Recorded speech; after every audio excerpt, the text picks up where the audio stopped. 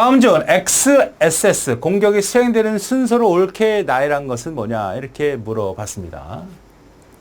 크로스 사이트 스크립트죠. 여기가 웹서버가 있어요. 웹서버가 있는데 여기에는 게시판이 있겠죠. 어떤 홈페이지에 가니까 내가 주로 왔다 갔다 하는 홈페이지인데 글을 글을 쓸 수가 있어. 우리가 뭐 유튜브라든지 여러 가지 SNS면 글을 달듯이 그런 걸 게시판이라고 할 수 있죠.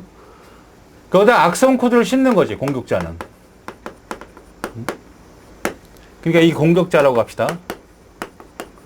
공격자는 악성 코드를 게시판에 심어버리는 거예요.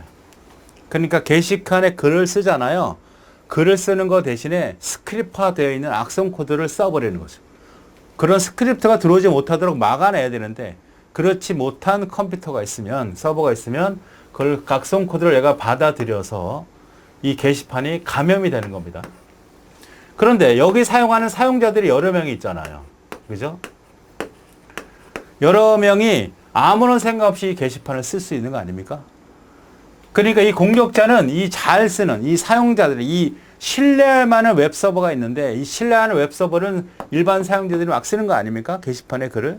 근데 그걸 알고서 이 악성 코드를 심어 놓으면 이 게시판을 사용하는 일반 사용자들은 개인정보에 자기 정보가 완전히 노출되는 상황이 발생한다. 이렇게 하는 것이 바로 뭐다? XSS 공격입니다. 이게 이제 XSS. 또 이런 것도 있죠. 크로스 사이트, 리퀘스트, 이런 것도 있어요. 이거는 뭐죠? 요게 이제 정상 사용자예요. 사용자. 공격자가 여기 있어요. 공격자. 여기는 서버, 웹사이트가 있다는 얘기죠. 웹사이트.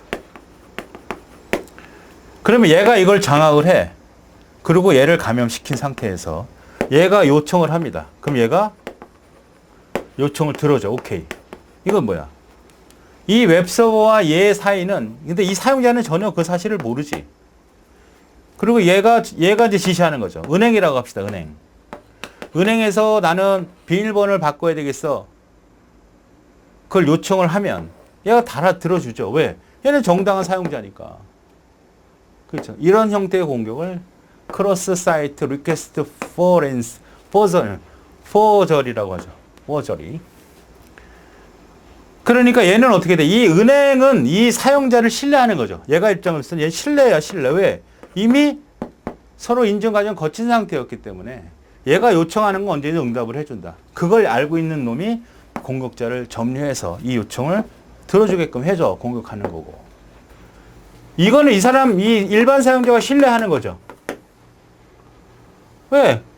웹서버는 내가 늘 사용하던 게시판이란 말이야. 그런데 그 게시판에 악성 코드가 들어오면 아무런 없이 사용을 하다 보면 문제가 생기는 거죠. 자, 지금 이 문제는 아니고 요거에 대한 얘기예요. 자, 그러면 첫 번째, 공격자는 액세스 코드를, 즉 악성 코드를 말하겠죠? 게시판에 글에 웹서버에 저장시킨다. 이게 첫 번째 할 일이겠죠? 이게 첫 번째는 첫 번째. 웹 사용자는 공격자 장악되는 액세스 코드를 포함한 게시판에 글을 접근한다는 얘기죠. 그러니까 얘네들은 이 악성 코드가 들어가 있는 게시판에 들어가니까 자기도 모르게 들어간다는 얘기죠. 좀 더 봅시다. 액세스 코드를 포함한 게시판의 글에 웹서버의 사용자에게 전달된다는 거죠. 그러니까 여기서 악성 코드가 사용자한테 공격 형태로 들어간다는 얘기죠. 왜? 그렇게 만들어 놨으니까. 공격자는 그 게시판에다가 악성 코드를 심어버렸다고. 그럼 이 악성 코드가 들어가 있는 게시판은 감염이 된 상태니까 일반 사용자들이 그걸 쓰다 보면 당연히 그쪽도 감염이 되는 거죠. 사용자 시스템에서 액세스 코드가 실행된다. 그 다음에 공격 결과 공격자에 전달된다.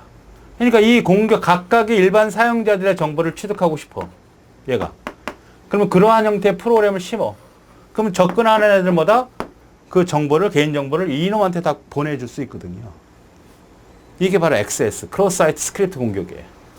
그러니까 첫 번째는 맞고, 이게. 두 번째는 게시글에 접근을 한다는 건 얘가 접근해야죠. 접근을 하면 코드를 포함한 게시글이 사용자한테 전달되겠죠. 악성 코드가 전달이 되겠고, 그래서 그 전달된 악성 코드가 개개인의 사용자에서 실행이 되겠고, 그 실행이 됐다는 것 중에 하나의 뭐 메뉴라고 하면 그 프로그램은 그 개개인의 정보를 인원 공격자에 보내는 거였다. 그럼 보내오는 거죠. 이게 순서대로 이거 맞네. 3번, 4번, 5번이네. 그렇죠. 게시판에다 악성 코드를 심고 그러면 심어놓으면 사용자들이 접근하고 접근했을 때 그 사용자한테 악성 코드가 전달이 되면 그 사용자가 사용했던 모든 정보가 실행이 되면서 공격한테 전달이 되고 이거 맞죠? 그러니까 가나다라 마바 이게 이 순서대로 진행이 되는 거 맞습니다. 첫 번째가 답이 되는 문제.